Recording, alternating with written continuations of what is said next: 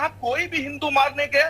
कभी किसी हिंदू ने कोई जय श्री राम बोल के कुछ किया? कभी किसी हिंदू ने ऐसा काम किया? मुझे एक उदाहरण नहीं है और इनके द्वारा हजारों उदाहरण है। तो ये इस्लाम को जो इस तरीके से आतंकवादी की तरह देखा जा रहा है, इस्लाम को जिस हिसाब से लादा जा रहा है, क्या इनके भगवान या इनके भगवान हो सकते हैं? मेरे भगवान नहीं है। हमारे भगवान कोई भी मजाक उड़ाएगा, हमारे साथ कोई भी खिलवाड़ किया जाएगा। आज तो नुपुर बहन को बाहर निकलना मुश्किल हो जाएगा, सलाउद्दीन जी मुश्किल हो जाएगा।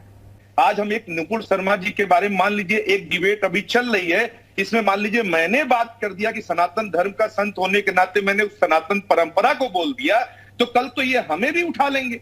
तो तात्पर्य यह है कि यहाँ आम नागरिक ही सुरक्षित नहीं है। अगर हम सरकार, गवर्नमेंट, प्रशासन, न्याय, कानून की व्यवस्था तो तब पालन करेंगे जब बचेंगे। और चलिए अब शुरुआत करते हैं यूपी मांगे उत्तर की। पैगंबर साहब पर नुपुर शर्मा की विवादित टिप्पणी के बाद देश भर में हिंसा और तोड़फोड़ हुई। यहां तक कि नुपुर के बयान का समर्थन करने वाले कन्हैया लाल का सिर तक कलम कर दिया गया। और आज सुप्रीम कोर्ट में नुपुर शर्मा की अर्जी पर सुनवाई हुई और सुनवाई के दौरान कोर्ट ने नुपुर शर्मा को कड़ी फटकार लगाते हुए देश में फैली हिंसा का जिम्मेदार ठहराया है। नुपुर के अलावा कोर्ट ने दिल्ली पुलिस को भी फटकारा और नुपुर के खिलाफ कार्रवाई न करने का आरोप लगाया।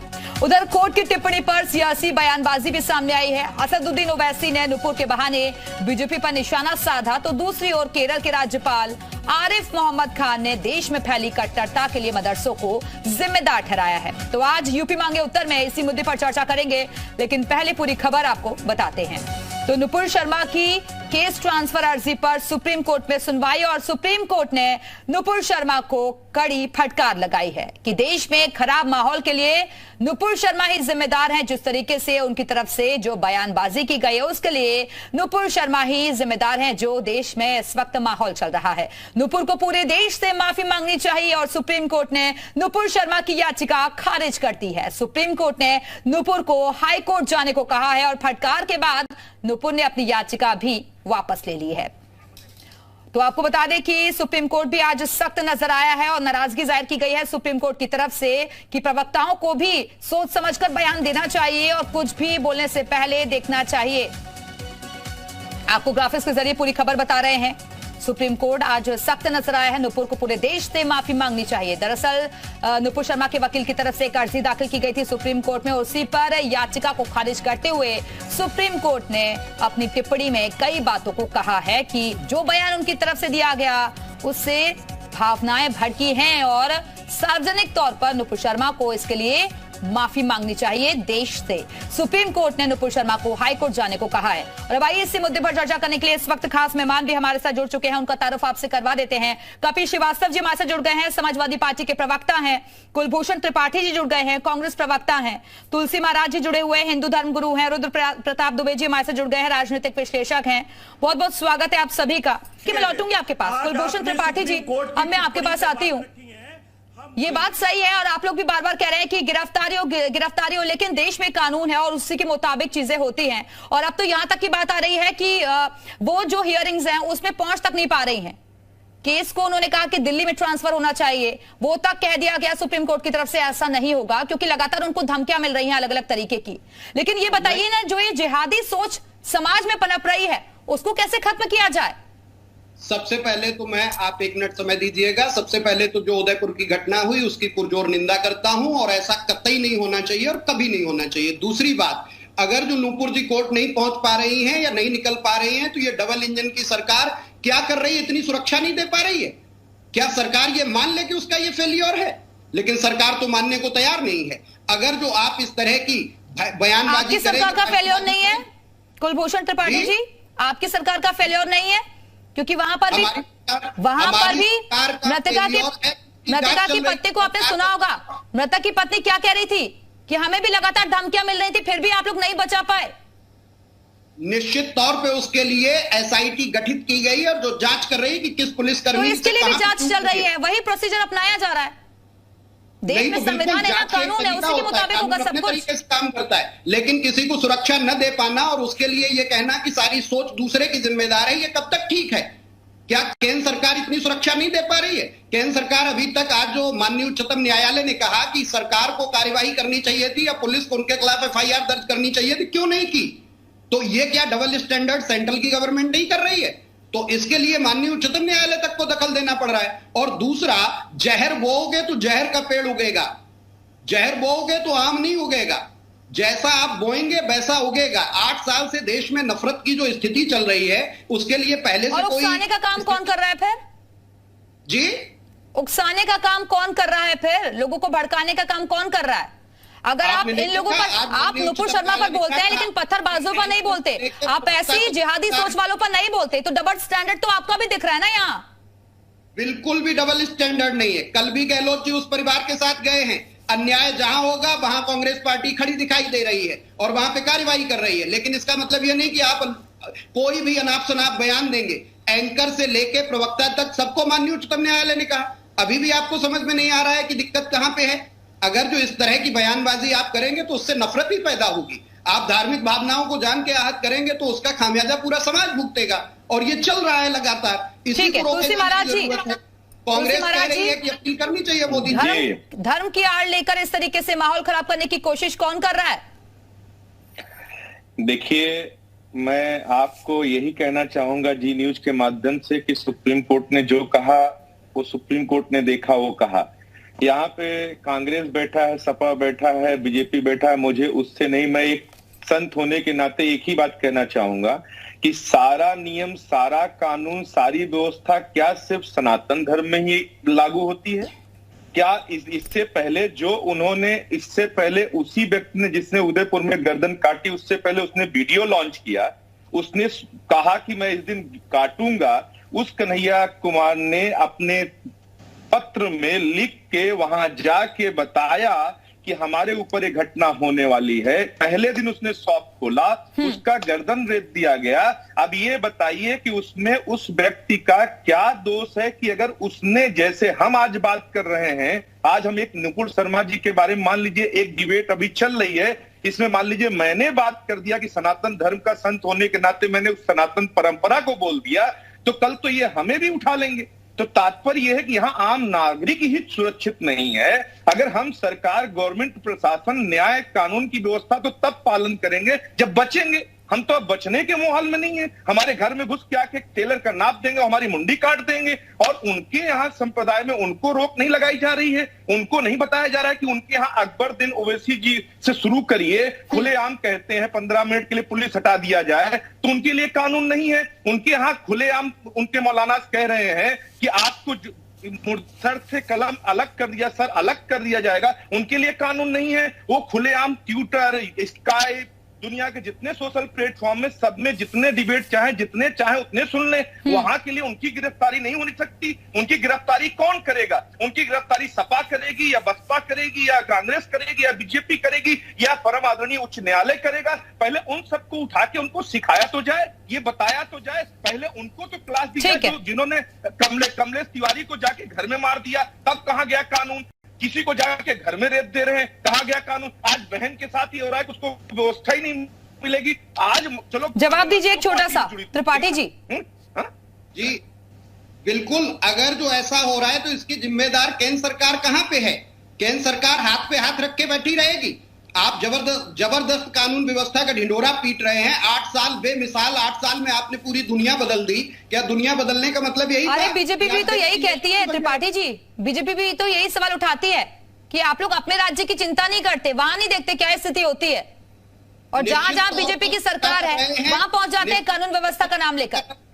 और देश में इतनी नफरत भड़काने के बावजूद भी राजस्थान में लगातार वहां पे ऐसी नफरत की कार्रवाई करते गहलोत सरकार वहां की स्थिति को संभाले हुए है। और क्या कर सकती है गहलोत सरकार? लगातार ये कोशिश कर रही चीजें रहे। लगातार मुख्यमंत्री जी कह रहे प्रधानमंत्री जी को आके अपील करनी चाहिए। प्रधानमंत्री को लगी नहीं रहा देश में कोई समस्या है। प्रधानमंत्री जी को तो एक बार भी ये महसूस नहीं हो रहा। लगातार प्रयास, तुलसी महाराज जी कुछ कहना चाह रहे हैं? लगातार मरने के बाद प्रयास नहीं किया जाता तिवारी जी, लगातार प्रयास किया जाता है जब व्यक्ति जिंदा रह जाए। उसके घर के बच्चे क्या करेंगे, उसकी पत्नी, उसके बच्चे क्या करेंगे? उनके बच्चे मांग कर या तो फांसी लग चढ़ाई जाए या उनको। इस घटना के पीछे आतंकी कनेक्शन पाया गया है। पाकिस्तान में लेके आ रहे हैं, एनआईए जांच कर रहा है, क्या आतंकी गतिविधियों की जिम्मेदारी सेंट्रल गवर्नमेंट ठीक है। मैं तुलसी महाराज जी, अब मैं आपके पास आती हूं, क्योंकि आजकल जो माहौल हम देख रहे हैं कि धर्म का सहारा लेकर राजनीति हर तरफ नजर आ रही है, और कई बार तो ऐसी बयानबाजी हो जाती है जो खामियाजा आम लोगों की जान पर भारी पड़ जाता है, जैसा हमने उदयपुर में देखा।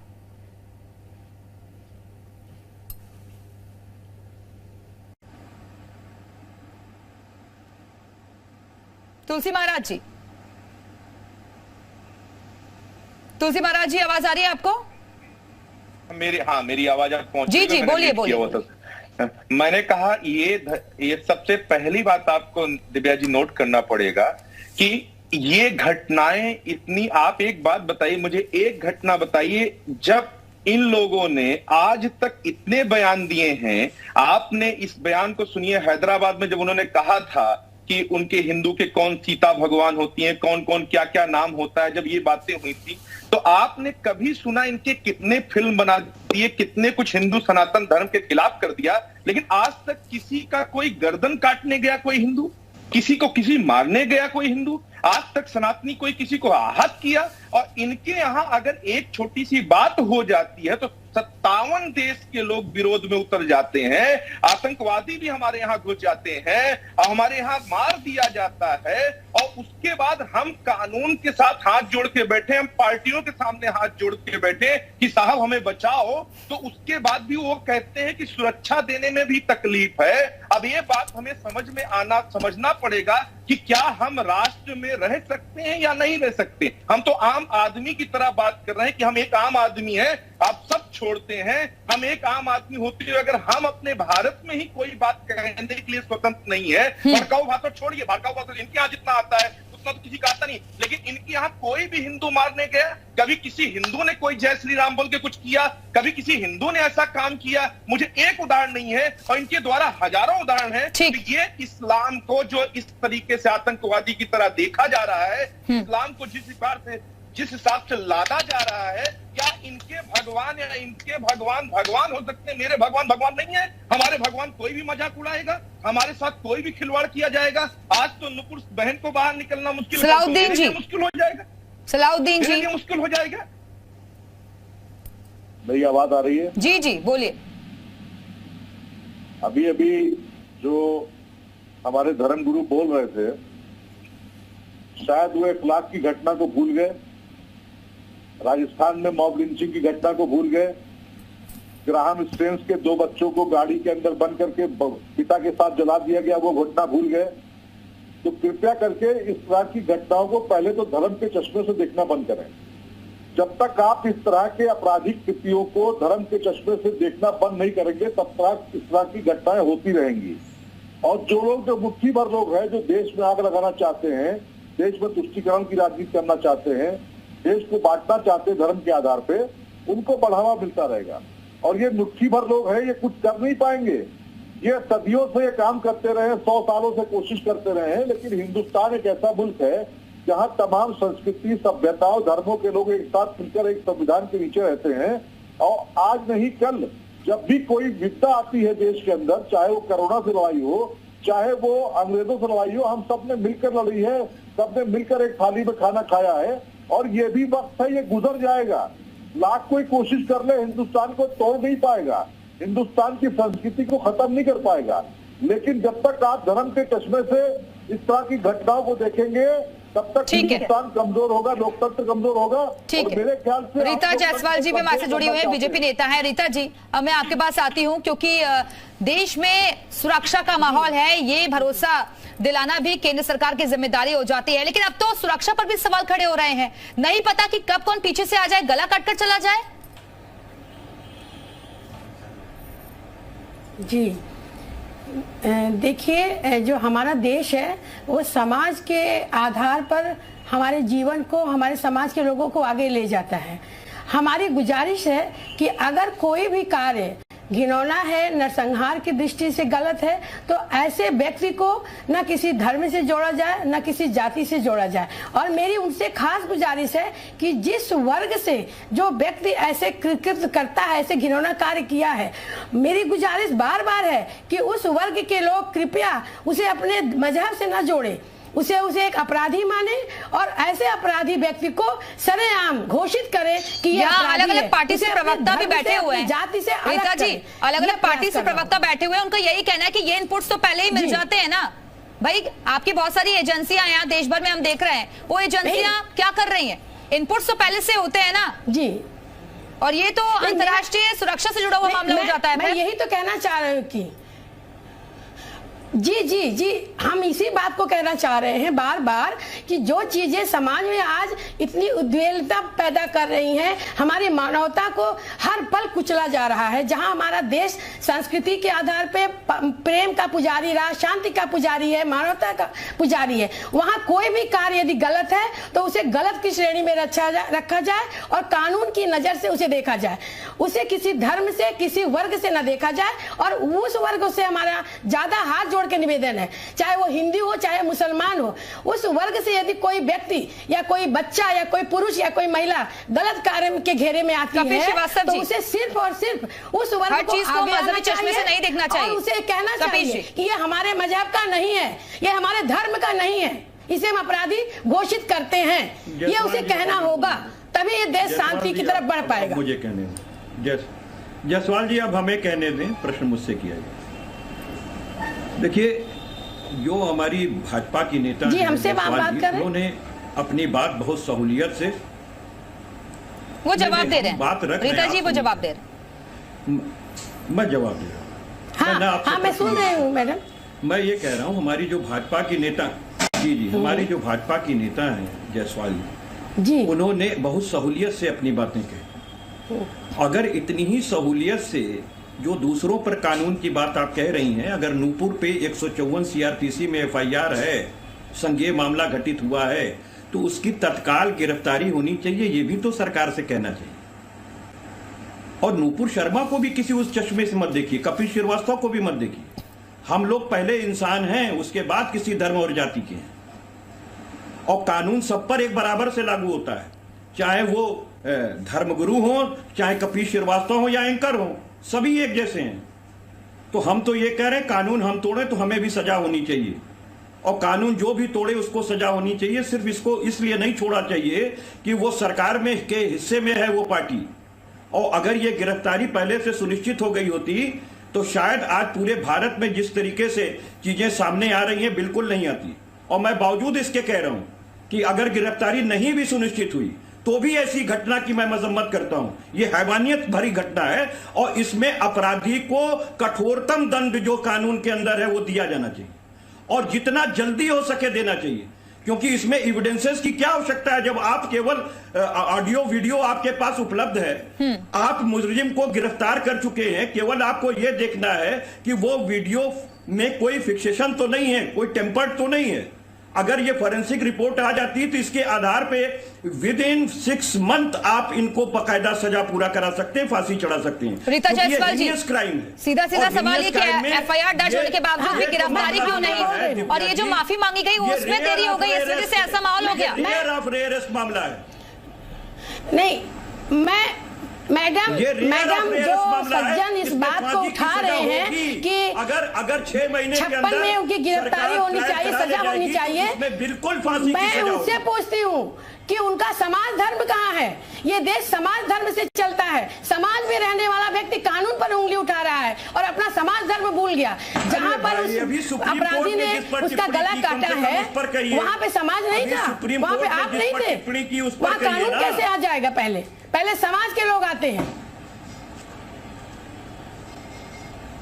बिल्कुल, अगर जिस दिन हमारा समाज खड़ा हो जाता है ईमानदारी से, धर्म और राजनीति के चश्मे से अपनी बात को कहने की जो हिम्मत मिल गई है, यही हमारे देश को अंधकार में और अराजकता में ले जा रही है। उन्होंने दरकिनार कर दिया।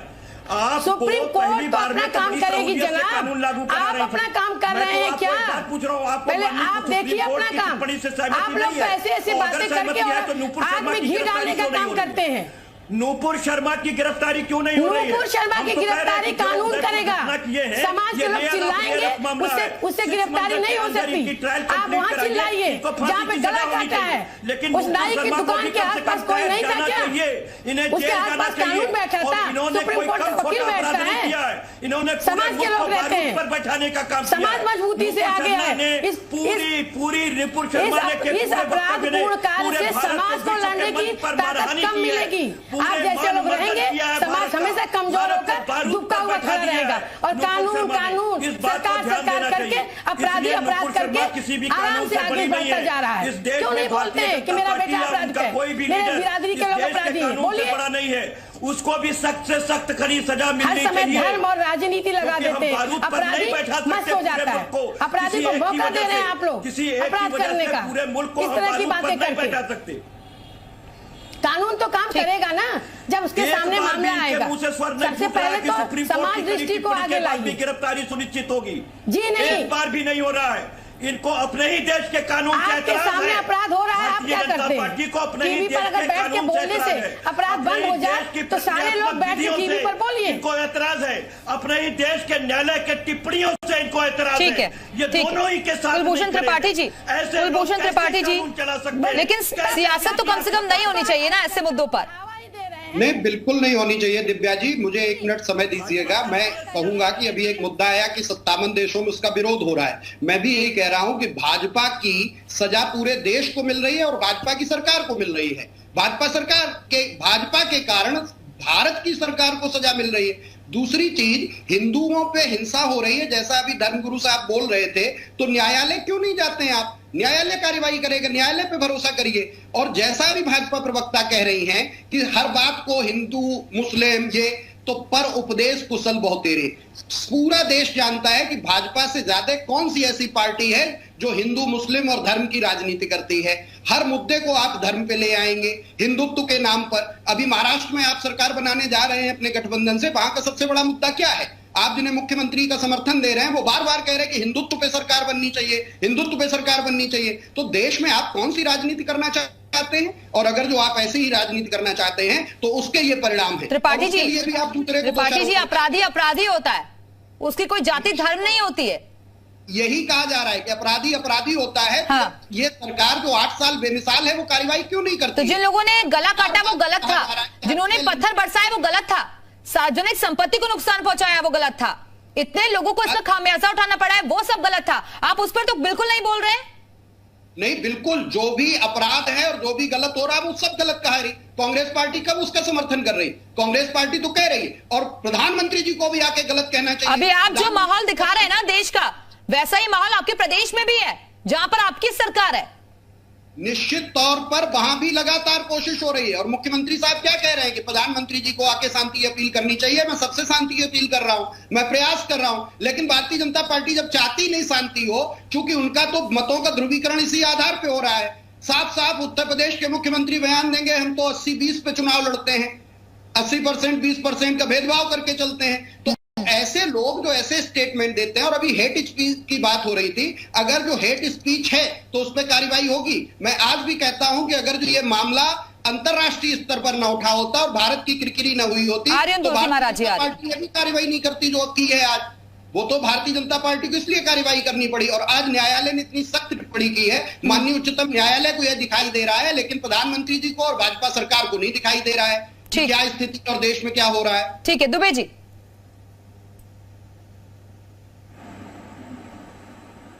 जी, आप सवाल करें। जी, दावत इस्लामी की बात भी इसमें सामने आ रही है। ये एक ऐसा संगठन है जो मुस्लिम युवाओं को भड़काता है और उसके खुद के इतने सारे फॉलोअर्स हैं। ये कितना खतरनाक है? फिलहाल ऐसा माहौल दिखाई दे रहा है देश में।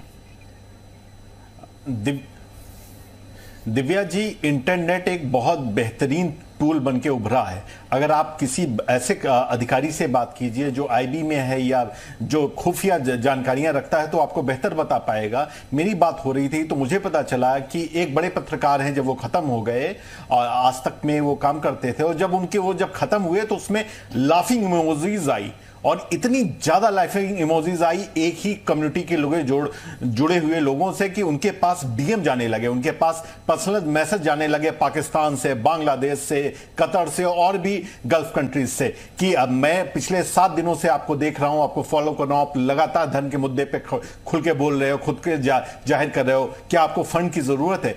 और इंटरनेट एक सबसे बड़ा टूल बन के उभर के आया है। अगर सरकार को चाहिए कि वो सारी चीजों के हिसाब से, बदलते हुए रवैये के हिसाब से अपने आप को सुरक्षा मजबूत करे, तो दिव्या जी इतने वक्त इंटरनेट पे निगाह रखना सबसे जरूरी काम। ठीक है, एक छोटा सा रिएक्शन तुलसी महाराज आपसे।